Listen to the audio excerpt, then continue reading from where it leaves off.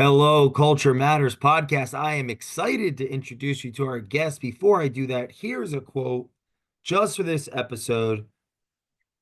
Courage is not the absence of fear, but the triumph over it. Nelson Mandela. Our guest today has triumphed over fear, having started their business, defying the odds, winning over the disbelievers and winning with those of us that have believed from day one in them. They are a mentor to, thousands in their space, known to them and also just followers of them and the content they put out. They are a friend of the Culture Matters podcast, an advisor to their clients. I can say personally, having done business as a customer, I'm proud to call them a friend and an advisor. They're the founder of All Things Insurance Group, a repeat guest in the Culture Matters podcast. And of course, immediately I had to go to this quote: courage is not the absence of fear, but the triumph over it. Thinking of my friend Pete Fournier. Thanks for coming back to the Culture Matters podcast. And thanks for participating over the years in the show, man. Thanks for having me as always, brother. It's always a pleasure.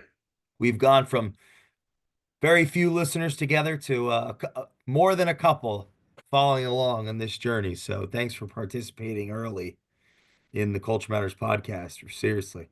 Yeah, absolutely. It's fun to listen to the conversations evolve too over the years, which is wild. Yeah, I mean, and in that spirit, I think the first time that you had come on, you were just highly successful as it related to serving customers, serving clients, being that advisor that people in your space, I think, aspire to be, building those books of businesses. And now, all these years later, what it seems to be borrowing on your experience, your knowledge, uh, your adversities that you've overcome that our listeners can listen on those other episodes, and I challenge them to. Today, you founded All Things Insurance Group, or ATIG. What Mhm. what is ATIG, and why did you even name it that in the first place? Yeah, so All Things Insurance Group, or ATIG, is IMO, for lack of a better term, insurance marketing organization, interchangeable with FMO brokerage. But basically, we're serving clients nationally. And why I called it that is because I was all things to all of my clients for a very long time. I would say, being 14 years in this business, after about 6 or 7, I started to become all things: health insurance, life insurance, Medicare, ACA, group benefits, annuities, just questions and answers. And I built a very successful personal book of business and a very successful personal income off of that. So I wanted to bring it to market and share the dream and vision with not only my clients, but also partner with agents and agencies so they could do the same. That sounds that sounds really, really, really good. But what I want to know is, what are the problems? Oh, yeah, What are the lots. concerns? Where do we go wrong, right? Where are the people that have heard of your business, like model, value proposition, um, and the immediate thought is that's not for me. What could go wrong? Where does the relationship not work? Yeah. Even with someone as successful as you've been in your business, building your business. Yeah, from an agent perspective or from a colleague perspective, it's a lot of cliches. People will say there's riches in the niches, and do you want to get paid like a brain surgeon or a general practitioner, right? Which, sure, there's some truth to that. And there's very successful organizations out there that specialize in one product or two products. But it's just not my vision or my goal for neither agent nor client, because my firm belief is you're doing your agents a disservice as not teaching them how to become a Swiss Army knife. And therefore, they are doing their clients a disservice by having to say the word no to them. Now, you do have to set boundaries and precedents. Hopefully, your clients aren't calling you at 11:30 at night asking about life insurance, but the ability to say, yes, I do health. Yes, I do Medicare. Yes, I do this. Yes, I do that. And I think without taking a look under the hood, which I appreciate the question, at face value, it looks very complicated. It looks very convoluted. It looks very hard to track and it looks very hard to teach. So you have to, and over the past, I would say, well, we just had our 3-year birthday on the 21st of November. Um, I would say you have to do it very meticulously and you have to have a very strong support system, which started out as just me to the agents. So putting in long hours and stuff of that nature to make this ecosystem work because it can be difficult. And it's very hard to be all things to all people from a knowledge standpoint and a service standpoint. Do you remember some of the th thoughts you had early on in your career around quitting? Oh God, yeah. Yeah. I remember thoughts on quitting like 2 months ago, you know? And I think the whole point that makes us entrepreneurs and courageous ones is that we don't. We think about it, we just Yeah. don't, right? But early on, a lot of it stems from slinging one product or maybe one or two, you know? It got boring, it got mundane, it got to the point where you didn't know if you were going to get off the hamster wheel. And I say, um, you hear people tell stories of like, oh, woe is me. I was making 150 grand a year and I was depressed or whatever. But like realistically, there's very little room for growth when you stay stagnant like that, both for yourself as a salesperson and also for your clientele. And I never did well when I was bored or, felt like I was on a hamster wheel. I did worse for my clients. I did worse for my friends, my family, all that stuff because you were bored and you were unhappy with what you were doing. So I always liked learning and I felt myself, one, get invigorated, not just from the monetary aspect, because you can make a lot more money becoming a Swiss Army knife versus one product, but invigorated because your day was different every day, which was a really nice Mm. feeling.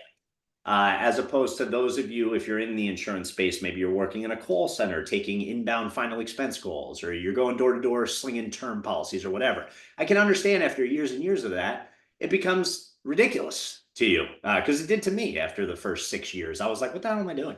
Um, Uh, so that got me out of that rut to not want to quit on both myself and the industry. And I had thoughts all the time, like, what if I go to corporate America? What if I sell advertising? What if I go work in a bank? Like, I'm smart. I could go be an attorney. Like, these thoughts always cross your paths. Really, all I had to do was get out of the rat race and elevate myself. And the easiest way to do that was learn more products. So that first additional product, what was it? It was health insurance, actually group health, and I would not condone that decision to go from individual life insurance to B2B group health sales. Very different mountains to climb in both segments of the industry. But it was the first, and it invigorated me because like you know me now. Like I like nice shit. I like dressing up, even though I'm a little casual because it's Friday now. But I like putting on a suit and talking to HR and a CEO and CFO, and it like made me feel better. And me feeling better did better for my B2C clients. I was happy. I was engaged. It was something new to me as opposed to staying on that hamster wheel. So learning how to do the group space and then adding on individual health insurance, adding on Medicare, adding on annuities, adding on different, we'll call them product strategies. So maybe the product didn't change, but the strategy behind the product changed. So learning different pitches. And all of this elevated into my own internal insurance ecosystem that eventually I could run into a prospect on a plane, at a restaurant, at a conference, whatever. And I could just say, yes, I can help you with that, which is an awesome feeling inside Why? to just say, yeah, I can take care of you. Why is that awesome? People don't like having to say the world no. Like, I can't do that. That's a terrible, like, I just felt shitty in my own body saying I can't do that. Like, those words are not in my vocabulary as a human. Um, Like someone's having a heart attack on a plane. Oh no, I'm not. I'm a doctor of philosophy. yeah, right. Like, sorry, I can't help you with that, Like, holy shit. Um, And also, you're less worried because you can say yes to everything, that you're not worried about your book of business going elsewhere.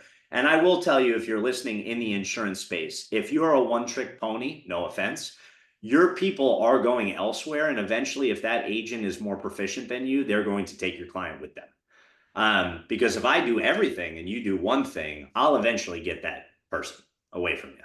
I don't care how good you are. It's just par for the course. So it makes you feel less like, oh my God, I got to retain everybody and I got to do that. And I got to hold on to everybody so tight because Mm. you know you have them. You're the solutions expert for all of their, in my case, insurance needs. Mm. What are some values you think are key in developing a Swiss Army knife mentality, a Swiss Army knife capacity? Some of the Mhm. values, some. You have to want to help people first and foremost, because being a Swiss Army knife, you are the solutions expert. Um, you also have to want to think critically. There's a difference between being able to think critically and wanting to think critically. Not everybody's cut out for this. That's why we have 400 agents and not 40,000 right now, because not everybody's cut out for that Swiss Army knife mentality. Maybe some people just want the same thing every day and they don't have the capacity to think critically or want to. Um, so that's a huge aspect. You got to want to and have the ability to think critically, but you also have to be teachable and coachable. And I say them differently because teachable, I have to be able to teach you the product description, the script. You have to be able to learn, right? And then coachable, because we are going to habitually tweak strategies as your career progresses. So I think that's the three things: want to and need to be able to think critically, and then be teachable and coachable. Those are the top three, hands down. Why do people get in the business in the first place? In your experience, meeting so many agents and having conversations with them, what are some of the reasons people get in the business that you've The found? main the main reason should be, and it usually is, money. And it's not like you want to hoard it, but a lot of people are using this career as a means to an end. Maybe they're like me and they like theater and music, and that's their why. Like, I want to build a nonprofit theater eventually, and I need millions of dollars to do so. They might like horses, or you know, donating to the ASPCA, whatever it is. The money that you gain in the industry hopefully is a means to an end to something else that you enjoy. Um, is one. Two, they're sold on it, which I try not to do. Yes, it's a great experience, and I would encourage everybody in sales to get their insurance license because it's an industry like no other. However, I'm also not in the business of being like, I'm going to pitch everybody, including my friend from high school, my mom, my sister, my brother, my cousin, like Amway, to get into the business. So I think, one, people are attracted to it because of the financial value that you can get out of it. And the other type of person are sold on the industry. And unfortunately, at least in 14 years of experience, the ones that are sold on it traditionally fail out because their expectations are so high. Their realizations are, oh, this can be easy. And your first year is hell on earth. So being sold on that fact is a tough aspect to join the industry on. Yeah, what does a first year look like for someone that's likely not going to quit on the industry, but is going to be successful in year three, four, five? Yeah, year one is you either have time or you have money. And most of the agents that start out, it is their first career, a lot of them. So they're 22, 23, 24, 25 years old. Maybe they're getting out of college or whatever. And, or leaving retail is another good one. And they don't have money. So a lot of them don't necessarily want to spend the time. The successful ones will, and that's how you graduate to year three, four, five, six, seven. But most of them fail out because they don't have money for leads for marketing initially, because they never made that much or they're just getting out of school. But they don't want to spend the time. Like, if I could relive my first year or two, I didn't work that hard compared to what I tell my agents to do. It's like almost like speaking from my, pulpit. But I'm telling them because I learned by failing at it. I'd work a solid 30, 35 hours a week. I was playing racquetball all the time. I was doing a lot of theater and I was making good money, but not what I should have done. So knowing that, there's only two paths to go down. You spend money on marketing and leads, or you spend a shit ton of time prospecting. And there's no other way to go about it. And you got 12 to 18 months of that hell. And then you can start to play around a little bit, different lead resources, different marketing aspects. You got some money to gamble with from a client acquisition standpoint, and hopefully you have a good mentor that's coaching you along the way. But it all starts with either time or money. You got to invest at least a minimum of $2,000 a month into a lead resource or a marketing campaign, or you got to work 50, 60 hours a week, cold door knocking, cold calling, talking Yeah. to friends and family, whatever you got to do. What have you seen from those that manage to do that cold outreach, some of the attributes that they carry? Um, One main one is not letting anything get to them in terms of treating it like it is the numbers game that it is. Like I try to set the right precedent for anybody coming into the industry, whether they're working with ATIG or not. Your good agents are going to close at like 25 to 30% in the beginning. So you're going to talk to 30 people a week. You may make 8 or 9 sales. But in doing so, you can easily bring home $2,500, $3,000 a week. But you got to be okay with getting slapped in the face 27 times a week or 25 times or 21 times a week. And some people can't emotionally handle that. I never understood that. I have very little empathy towards that, and I'm getting better at it as I get older and being around more and more people in the industry as my career progressed. But like, I never gave a shit. I knew if I talk to 100 people this month, I'll close 30 sales. No big deal. I don't need to change the mind of an FU, into a yes. I just need to change the maybes into a yes. And a lot of people fail out because they can't handle that. Or not like they fail out like this, snap of a finger, but they fail themselves out because they get worse and worse as the presentations go on. So I was a big proponent of consolidated activity. So when I teach people to make sales, work your ass off 9 to 9 Monday through Thursday, take a 3 day weekend. Or like when you're on the phone, be on the phone. And if it's only 6 hours a day, be invested in that 6 hours and you're pounding and you're talking and you're upbeat and you're happy and whatever. Because what happens is people in the beginning will have a meeting on a Monday and then 2 meetings on Tuesday and then a meeting on Wednesday and 3 meetings on Thursday. And all of those are no's. And all the yeses are sitting on Saturday.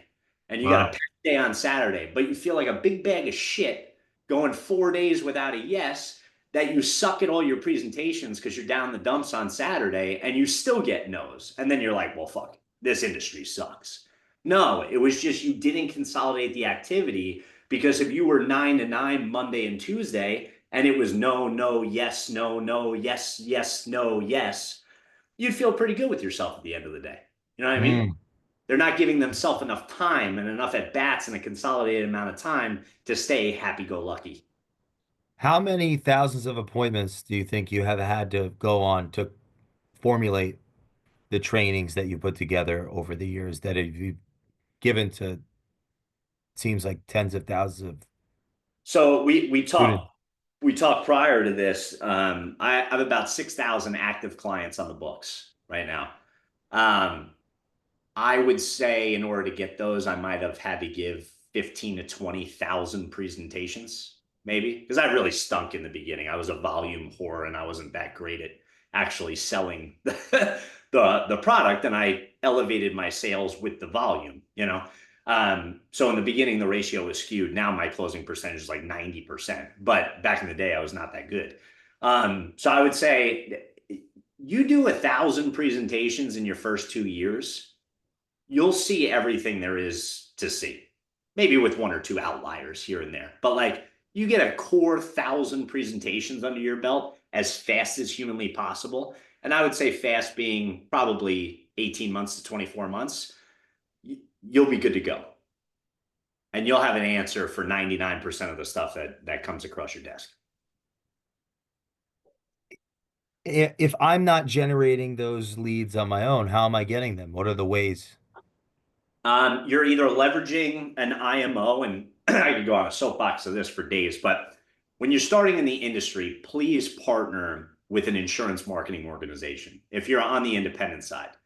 Reason being is you need the support, you need the lead resources, you need a copy and paste strategy for your first 12 to 24 months. You need somebody to say, do it this way. So, like for us, we provide leads to our agents via and for purchase, or you can go on like a reduced comp plan and we pay for them. But for the independent brokers, let's say you want to be a true entrepreneur, we're selling you the leads usually around cost. I want the insurance premium. I'm not trying to be a lead vendor.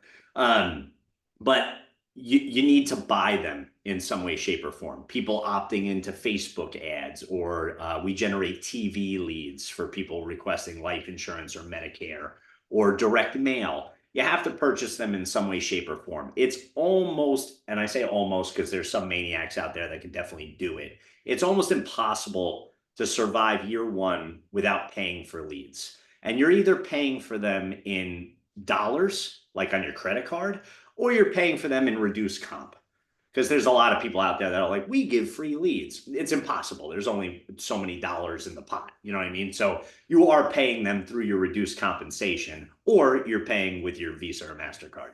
But you have to. It's so difficult unless your prerogative is to treat this industry as a part-time side hustle. And you're going to sell mom and dad. You're going to sell your buddy from high school. You're trying to make $2,000-$3,000 a month as like discretionary income part-time.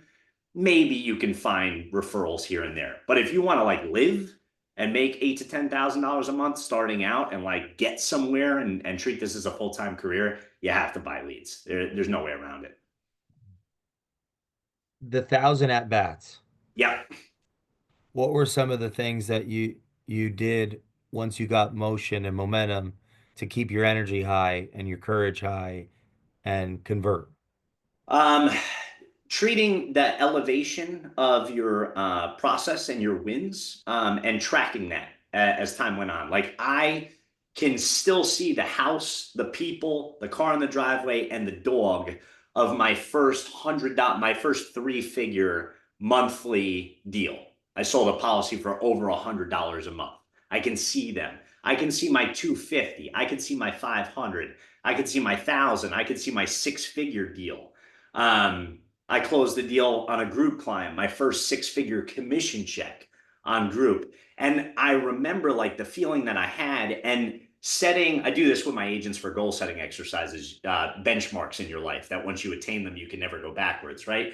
And that's not to say I'm not going to write like a $50 a month term policy if it just comes to me, but like you start elevating your stature of client, let's say, as time progresses, and you start never going backwards. And that's what makes it fun. You're like, I'm not going to write deals that are less than $100 a month anymore, or 250, or and if they come to you, or you squeeze out an $80 a month deal, it's like, okay, well, I got a sale, but I'm not looking for them, right? I'm looking for 100, I'm looking for 250, I'm looking for 500, and that keeps you engaged, that keeps you in the game, that makes it fun. Like, look at what my average deal size is now versus 3 years ago versus 10 years ago. It's like wild, and you're like, Mm. how far can I get? It's like building a character in a video game or whatever. Like, how many upgrades can you attach? You know what I mean? That's what keeps you in the game. Yeah. How about for the experienced, more tenured, entrenched agency owners? What are some behaviors that you've seen lead to them self-sabotaging their businesses? Mm. No exit strategy. And I'm not saying like exit, like you have to sell. Not what I mean. But there's no like starting at the end in mind. They're on, again, the hamster wheel will kill you. I probably guess in any industry, but it's way faster approaching in this one. You can get real stuck real fast and not see an end in sight or the light at the end of the tunnel or any more upgrades to attach. And I think the agency managers that get burnt out, they self sabotage, they start doing scrupulous things with their agents to elevate profits and stuff of that nature. It's a little bit of boredom and it's a little bit of I don't know where we're going. Do I want to sell? Do I want to ride off in the sunset? Do I want to pass this off to my kid? Like what? what do I want? And that can change, like just like our taste buds change, right? From time to time throughout our life.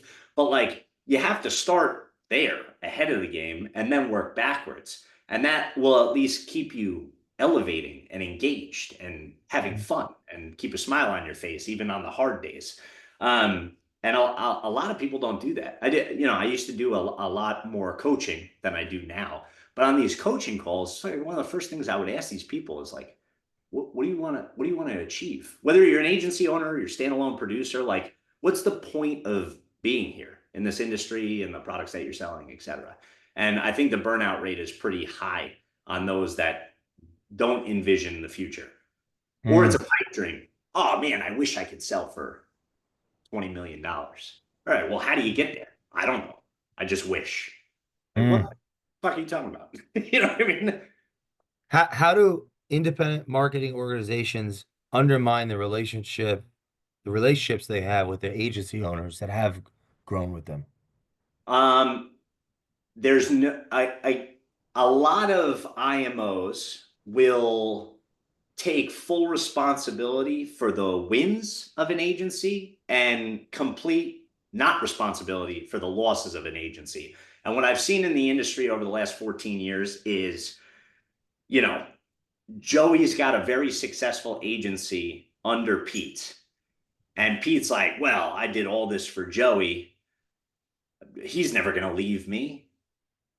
I need to keep him forever. He's my cash cow, and I need 15 cash cows. And I think that's what's been wrong with our industry as a whole is like there's constant keeping people down in order to keep your own profits up. Like I would love to high five an agency manager in 5 or 10 years and send them directly to the carriers and be like, you don't need me anymore. You did good. Or maybe they become an ATIG partner and I sit on their board and we do an equity play. Like we have a partnership agreement like that too, if they still want to work with me. But there's no greater joy because like that means we made all this money together and you outgrew the teacher. And now it's like, okay, go start your own shit. High five. Good job. But you made me, $10 million over the course of 10 years, whatever it is. I don't see a lot of that in the industry as a whole. It's a lot of let's keep them just lower than I am. So that way they always need me. Right. Mm. Or let's start doing some scrupulous shit. So that way they always have to stay here, which is messed up too. What are the scrupulous things that happen, without calling anyone specifically out, but Yeah. that can naturally happen that get people in trouble? Changing comp plans, recoding agents to other groups. That you got to be careful with who you partner with from an IMO or FMO or whatever interchangeable term you want to use, because we as IMO owners are kind of playing chess on a daily basis. We have all the knobs, we have all the buttons. You have to have full trust in us as much as we have to have trust in you because we're holding up like this debt triangle that could collapse on us at any time. So it's got to be a mutually exclusive relationship between the two of you, and you got to have trust in each other. But there's a lot of things that we have the power to do to, for lack of a better term, fuck you over. And like I've seen it done tons and tons of times. Like I mentioned, changing comp, taking away agents, turning off lead supply, redirecting the good leads to this guy because he's got more profit margin on him versus her, all this stuff, which can turn into a shaky situation. And it's more fear based from the IMO owner, I think, than anything else because they're scared of that person leaving or evolving or not needing them anymore, or they're looking at a P&L and being like, well, Johnny's agency makes me 100 grand a month. I need to keep him, whatever these guys do over here, whatever. You know what I mean? And they're pressing Johnny down in order to do so. I never, Mm. that it happened to me. I had a manager in 2012. We had promotional guidelines on the independent side. It was like, write this much 2 months in a row, you get a comp boost, start recruiting for you, your leads get cheaper, whatever. And we used to have to send in paper apps. I'm dating myself, right? Either via fax or mail. Everything was paper. Royal pain in the ass. And if you missed the signature, you'd have to go back to the house. Nightmare. So I submitted just enough, like maybe $600 over on like November 30th to this guy to scrub my apps to turn into corporate. And then I was already celebrating. My girlfriend at the time popping bottles, being like, "Oh my God, I got a 10% raise. Like that's so much more money, blah, blah, blah." This guy held the apps for 2 days and then said it would count towards next month. Just do it again, and then we can do it. Bitch, I already did it. Like, what are you talking about? But that's the kind of stuff, and that's like a rinky-dink example. But imagine that on a grand scale, you're doing that to 100 people, 200 people. Yeah, you're elevating your own pockets, but Jesus, you're not doing anything for the agent, you know? Mm, wow. How about the on the side of responsibility, what's the direct, clear value that an independent marketing organization can do to represent that partnership between Yeah, yeah, yourself yeah. and the agent? You have to have four pillars as an IMO, is my firm belief. It's like holding up a house. You know what I mean? Like we grew up in the same area. Envision a house down at the Jersey Shore. They're on stilts, right? So one is carrier contracts, right? You have to have a slew of products. Hopefully, you're teaching your people how to become a Swiss Army knife, but even not, let's say you're just selling life insurance, you need multiple carriers, right? So you have options for your clients. So, number one is multiple carrier contracts with decent compensation because the agent doesn't have enough clout to go to the insurance carrier directly. They would just get street level comp, right? And no support. So, you got to have carrier contracts and compensation. Number two, it's an insurance marketing organization. You need to have lead support and not shit leads that you're like just monetizing the hell out of. Like, that shouldn't be a main source of your income, is selling leads to your people. That's mean, even though I know people that do it. But you need decent lead resources so these people are always transacting business, so you make money on overrides, right? So number two is the second letter of IMO, marketing. Number three is a tech stack of some sort. And I didn't do this in my first year, and it was a mistake on my part. I let them go anywhere for tech. I was like, "Oh, we're agnostic." Stupid. That's not the play because they don't know what they don't know. So you got to point them in a direction of something that's useful and that works. And then number four, and arguably the most important, is you have to have a training regimen. So we have an online training university. We do 2 training calls a week. We have a dedicated Slack channel if they have questions. They can text me, they can text their upline, their sales managers, etc. So those are the four building blocks of an IMO, an insurance marketing organization. Comp carriers, right? Tech, leads, and obviously support training. How would you say you balance the necessity to provide leads, how important that is? Seems like the lifeblood of the relationship with the costs that are associated with it and the I would think the psychology, right? The psychological impulse of the agent to have skin in the game of their own business. They have to 100% have skin in the game. And I'm talking to the IMO agency owner, and I'm talking to you agents out there if you're listening. You have to have skin in the game for your own sake. Obviously, I want it from a selfish perspective because it means you're invested. But two, you won't invest in yourself or this business without you swiping that credit card. Or if you want to go LOA and take a reduced comp plan, whatever, you're paying one way or the other. But like you have to invest in yourself. This is the cheapest business to start. You need a couple $100 for a license, and then you need a couple $100 maybe a week for leads. And it's your inventory. It's if you opened a store, you need shit to sell. Walmart, if they're out of bikes, they make no money on bikes. Like you have to have an inventory of leads. And the one thing that I will tell you in your first year or two, you have to get really good at asking for referrals so that way you're not so dependent on leads anymore. And that's where the marriage of lead support and training comes into play. Like, I don't want you on the ATIG teat for 9 years having to habitually buy leads. If you buy leads for 3 straight years and you do it the right way and you listen to my scripting and you actually put forth effort to getting referrals, you'll never need a lead ever again. But you got to put in that initial investment to get that ability later. You know what I mean? Mhm. How do you build uh, carrier like relationships in quantity and quality? I'm still navigating that 3 years in. Some are better than others from a support standpoint, to the IMO and to the agent. And sometimes you give up some compensation for that, which is totally fine. Like I've never been a comp whore. I'm not going to sell the highest compensated product because that's a disservice to the client. But some are better with support. Some are just, no offense, carriers like greedy assholes, and they're like, "How much business are you going to send me?" You know what I mean? And that's how they justify whether or not they want to work with you. So it is weird waters to navigate.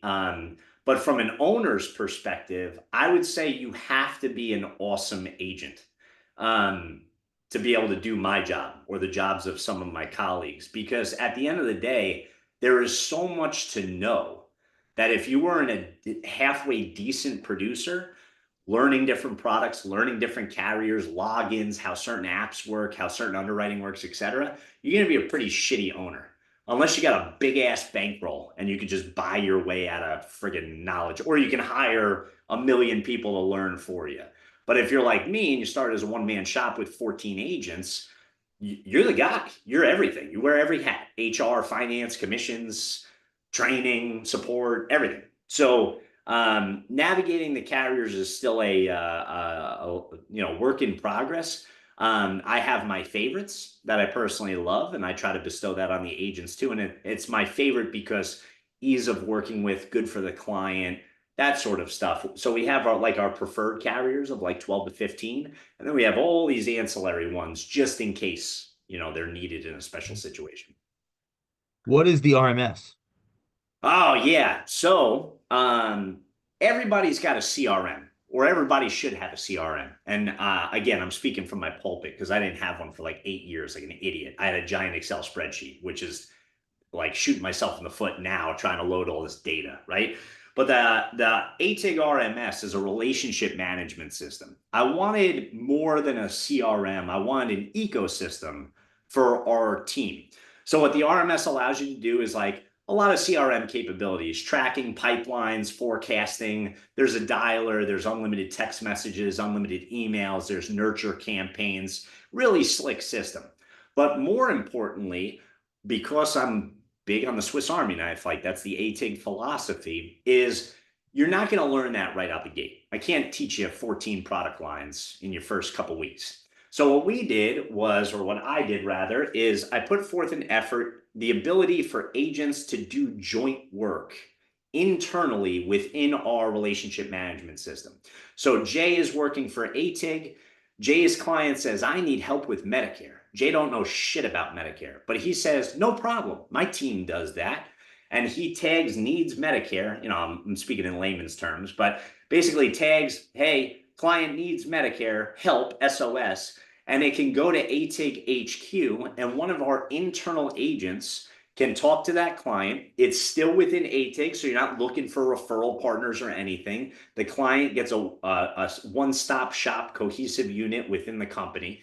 And the agent says, happy to help you with Medicare. I'm the Medicare expert for X, Y, and Z state. I understand you were talking to Jay about life insurance. Hope he helped you that well. Run through the gambit, sell them.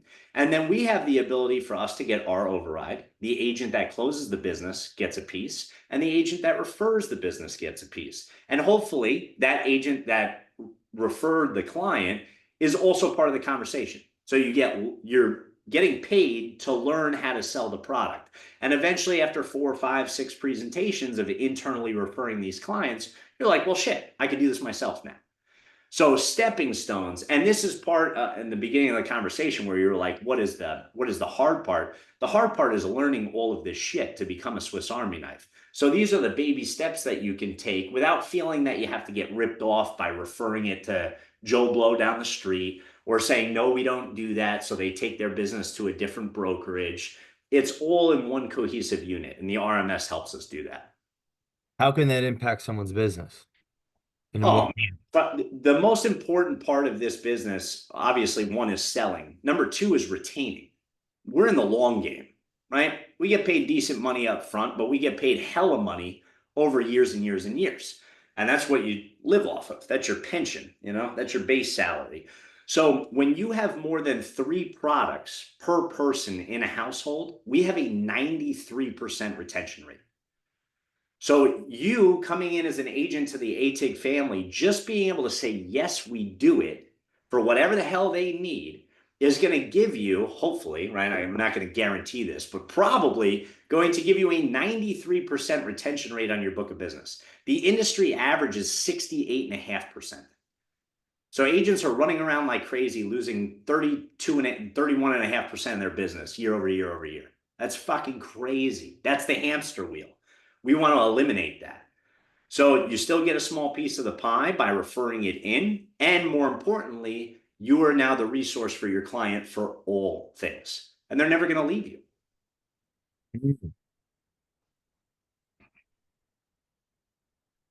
What was your word for 2024? Mm.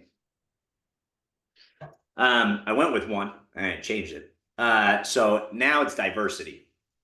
And diversity in the aspect of changing the way that I initially thought that because I took this idea and I was like, I'm going to change the game. I'm going to change the way that the industry thinks about the industry. I'm going to change the way that agents and clients think about the industry. And yeah, that worked. But now I'm changing the way that I thought about changing the industry. You know what I mean? And you're always evolving. And this makes me happy and excited too to be like, well, I was wrong. I need to do it this way. That's fun for me. Some people can't handle that either. But diversification in the way that we were doing business, because I felt for a hot second that I was on the hamster wheel again. And I was like, oh shit, I have to get off. So, in consulting with advisors, with you, with other colleagues, etc., it's changing the game. And I think 2025 is going to be insane in terms of the changes that one, I see us, put forth throughout the industry, but also the changes that we see internally as an organization. Man, I'm excited.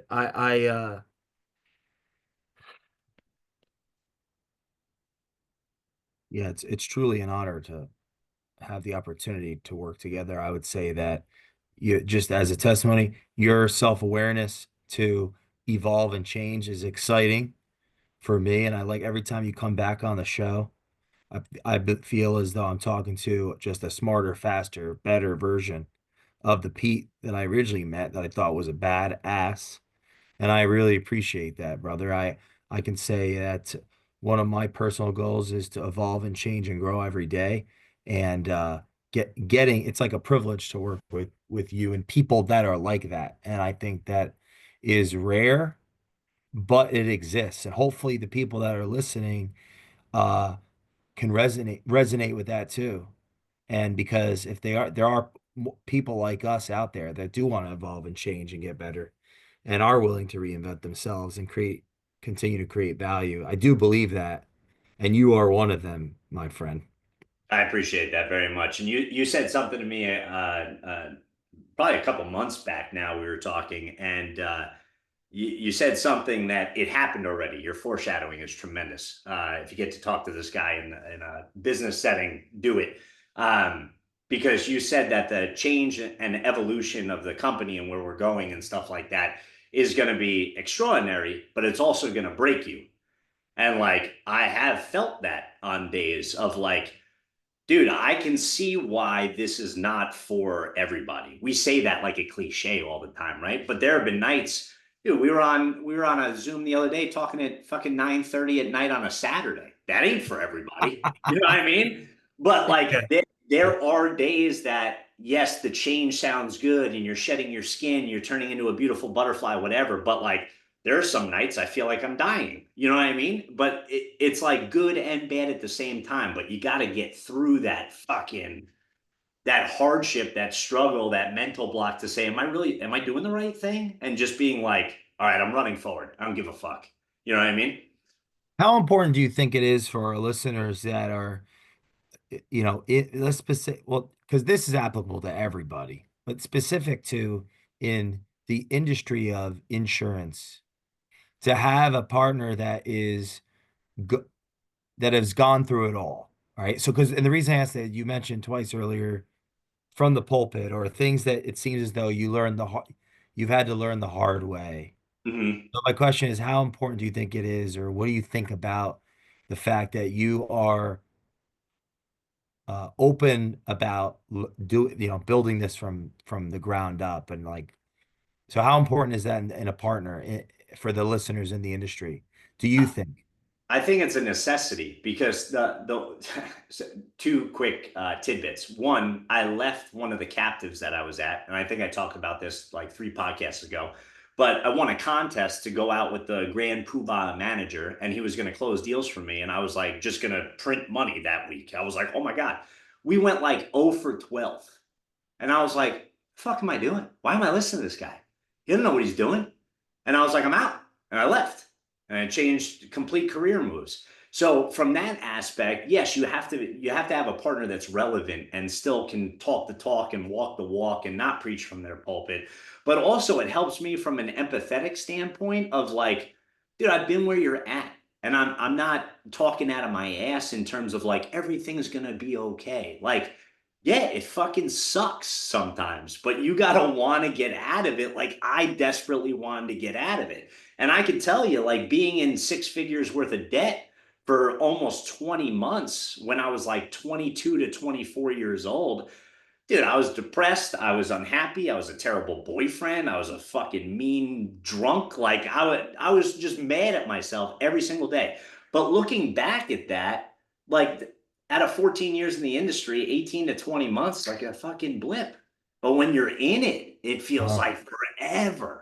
So you got to realize that like you will get out of it, but your partner has to realize that for you. And if you're in a situation right now, whether you're in the industry or any other sales organization, and you feel like your manager is not real, like he's saying concepts and he's saying what ifs and this kind of thing, or she's saying that, like get out and go find a partner that's actually been through it and can show you, yes, it does get better. I promise. And then if you're a psychopath like me, it gets way worse again and then progressively gets better. You know what I mean?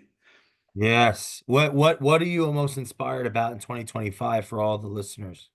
I'm super fired up about the RMS launch because we're just in beta phase right now, testing it out. So being able to roll it out to all the agents is really cool. Um, and just like the clear vision that I feel like I now have, especially us talking on a regular basis, like having I feel like I'm playing Madden 2003 when they had like QB vision, and you could see the whole Wow. field. The ball went exactly where you were pointing at. It feels like that level of clarity gets you through the tough days, and I'm excited to like parlay that clarity day over day over day over week over week in 2025 because you're always going to have speed bumps. Things are going to hurt. You're going to have shitty days, but at least having a vision on knowing exactly where you're going and what the strategy is, it's okay. Those roadblocks can happen and it's fine, but you're still running towards whatever that is. So if I could give anybody listening a takeaway for like next year, if you're a resolution person or whatever, get a vision and a clear understanding of what it is, and then go after it because all the suck will perpetually go away if you know what you're supposed to be staring at. You know what I mean? People that are listening, that they're contemplating making a shift from who they work with now to potentially a leader like yourself. Why you? One, because I've been through it. I promise. The other thing is I'm never going to teach you anything that doesn't work. A lot of, and I'm not shitting on anybody specifically, but a lot of people out there in this industry specifically are very self-serving. And yes, we are all in the business to make money. I'm not running a fucking 501(c)(3). Yeah, right. That's the later with the theater and stuff. But I run a business to make money. However, I want to make money the right way. So, like, I'm never going to tell you anything for my own benefit or my own profit. The more money you make, the more money I'm going to make. So, I'm not like, I tell agents all the time, I make a dime when you make a dollar. So, you need a fuck ton of dollars so, so I can make a fuck ton of dimes, you know?